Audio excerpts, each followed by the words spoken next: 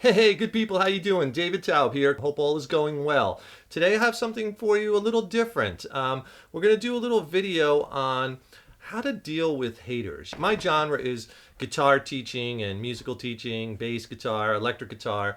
But I know a lot of you who are familiar with my videos have probably started your own channels, your own teaching. But this video is for anyone, really. Anyone who is putting out content, right? Anyone, whether that content being video, whether the content maybe you writing a blog, you're maybe writing articles or ebooks, or you're teaching. No matter what you're putting out there, you're getting feedback, you're getting critiqued, and you know you're going to have to deal with the haters. It's a bummer, but it's something that you have to be prepared for and you have to deal with, because no matter what you put out, no matter in what way or what methodology, no matter what you do, someone is going to critique it, right? And you have to be able to handle that. And you know, most of the people, in my opinion, I think 98% of whether it be a viewer or listener or people reading, you know, it's positive, and you know, they're good natured and good people. It's just, you know, there's a few bad apples out there. And, you know, we're talking a very small percentage, maybe 2%. But, you know, one person can do a lot of damage, and it's tough dealing with them. And you have to have some techniques, and that's what this video is about. And hey, if you get a chance, please subscribe to the channel. You know, subscribing to the channel, that really helps us. That really helps us to keep the content coming. Leave a comment in the YouTube comment box, right? Let us know what you like about this video or what you don't like. That's fine. Let us know. Maybe I missed some things. Write down some other things that might help some other people watching this and reading the comments. So let us know your comments and your feelings, please. And also, if you like the video, click the like button. Again, that really helps us and we so appreciate it. I'm going to be talking about not constructive criticism. That's not what we're talking about here. We're talking about the destructive kind. You know, the kind of criticism that's very vile and hateful and obnoxious. Criticism written to do nothing but to tear people down. The destructive kind. That's what we're talking about. I have 6 suggestions of things that you can do or think about that are going to help you to deal with the hate. And you have to remember that, you know, the haters, you know, they're the ones with the problems. They have issues. But if you're not careful and you don't know how to deal with it, you know, you could very easily make it your problem, right? And that's what we want to avoid. A few general things about haters, because we have to understand, you know, the hater mentality. And then we can get into the my top 6 things that I suggest to people to help deal with the haters. So you have to remember that haters are experts at destroying things and at tearing people down behind the safety net of their computer screens. Anonymity. Anonymity. I think I'm saying that right? That's helps give them their power, right? The lack of consequences, right? They can just say whatever they want. Who's going to know who they are? So this gives them power. This being anonymous, it gives people what I call cyberballs, right? This is the ability of people would be saying these terrible, destructive, hateful things, which they probably wouldn't say face to face, but behind the computer screen, they'll say anything. Please remember this, that these haters, they might be envious of you.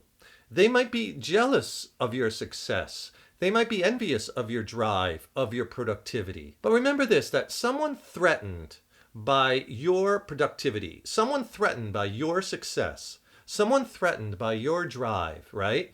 That's an indication that you're probably doing something right.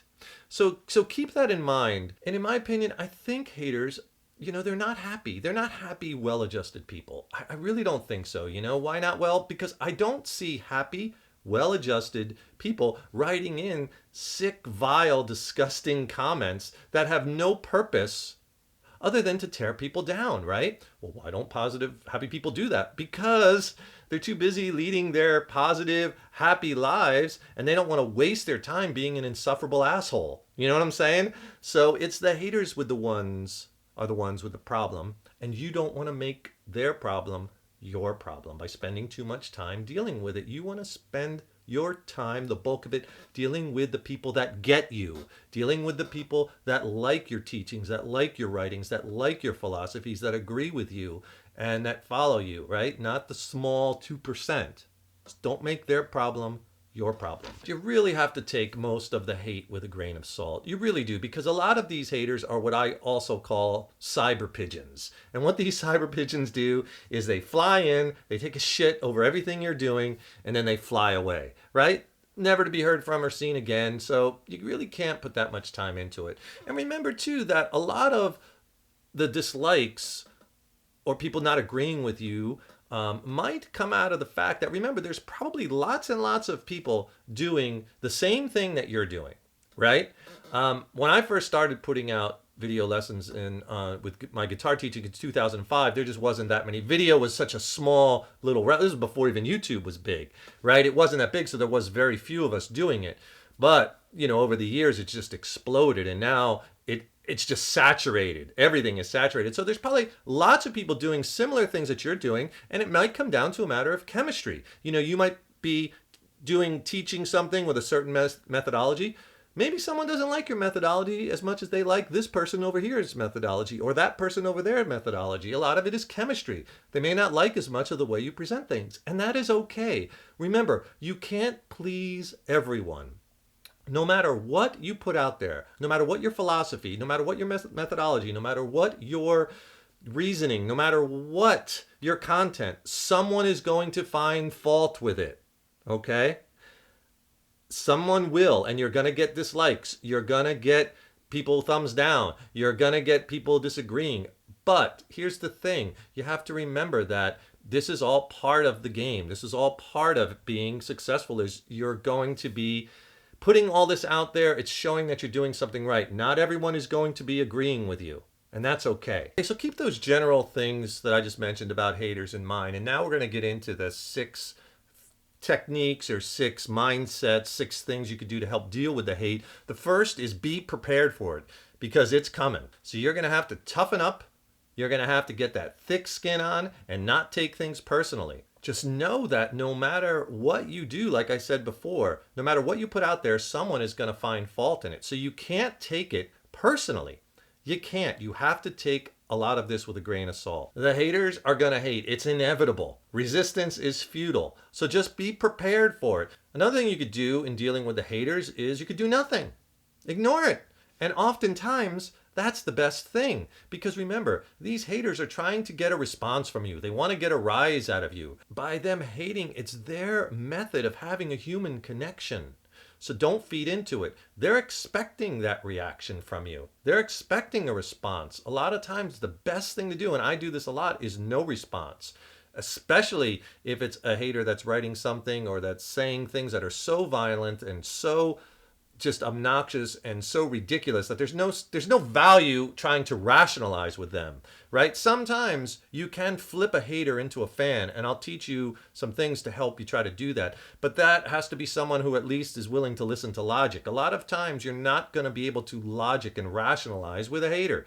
You're just not. And you're going to have to tell the difference between someone who maybe has something a little confused or out of context and someone that's just being an asshole. Right? There's no value in dealing with that. You want to spend your time dealing with the people that get you, that believe in you, right? It's kind of like, think about it like this. It's like, like often on these talk shows, they'll have like a Ku Klux Klansman on there or something, right? And then there's people on that show, they're trying to talk and actually reason with them. Like they think that they could reason with someone with the mentality of being a Ku Klux Klansman. Impossible. You can't rationalize with someone like that, reason with them or intellectualize with them. No, they don't have the mentality to do that. Just like the haters, some of them, you just have to let it go. Don't respond, because there's no value going back and forth. Don't feed the hate. Another thing that you could do with hateful comments is you could delete them if that works. Like on YouTube, you could delete comments. It may not be the best thing to do. First of all, if you have a lot of content and thousands of videos, it's like impossible to have the time to go ahead and do that. In the past, in YouTube, it was really impossible because you'd have to look at the comments in every video, and that if you have a lot of them, that's just too time consuming. But now YouTube condenses the comment down. You could see all your comments from all your videos on a page, and that's really cool.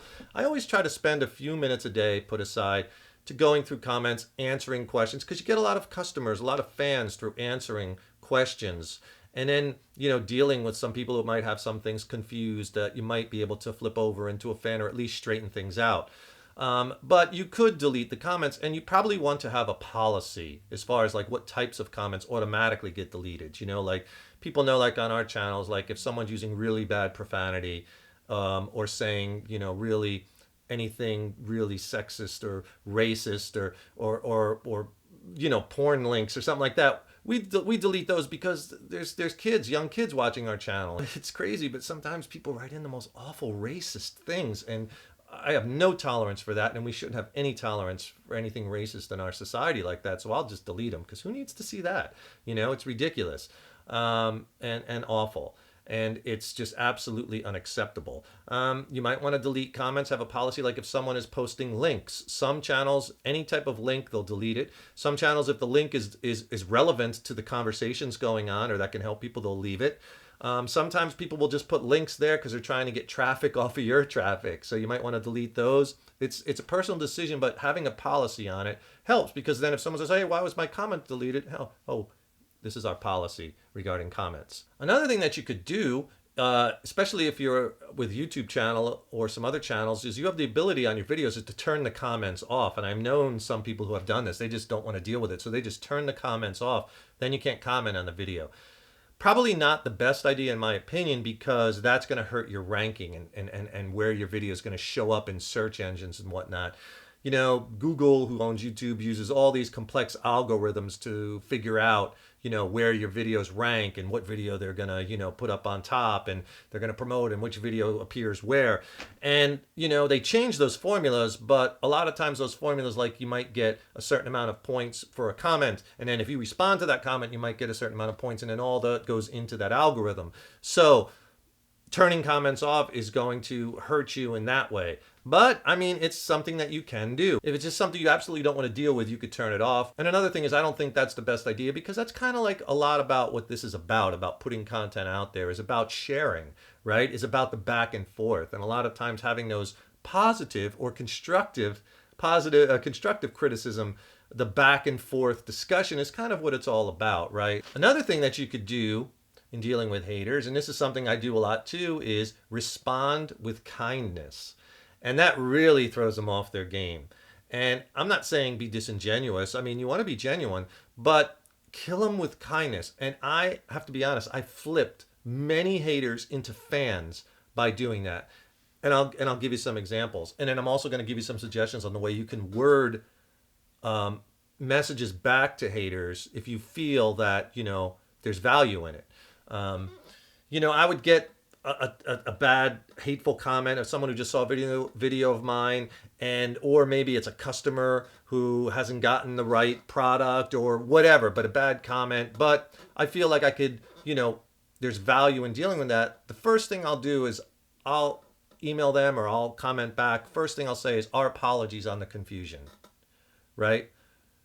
I use the word our and we're and we a lot. And that's a really good technique, because you don't want to use I and me, because that makes it too personal. You want to take the personal out of it. So our apologies on the confusion. So sorry that things got mixed up. Let us try to explain what our thought process was when we did this video. Or let me explain exactly what we were thinking when this happened. Again, kindness. And let me offer a solution. Our team, notice again the verbiage, our team is dedicated to providing the best possible customer service. Let me make it up to you. If you were supposed to receive this product, you got this one, I'll send you the other one, and I'm going to send you one as a bonus. You over deliver, right?